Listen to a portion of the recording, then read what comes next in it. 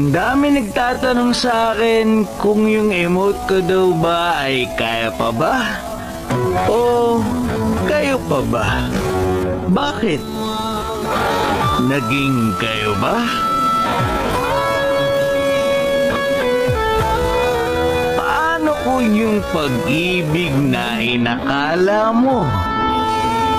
Wala lang pala sa kanya. Na ang kanyang mga espesyal na ngiti ay pinapakita din niya sa iba. At ang turing niya sa'yo ay kaibigan lang pala. Aasa ka pa ba?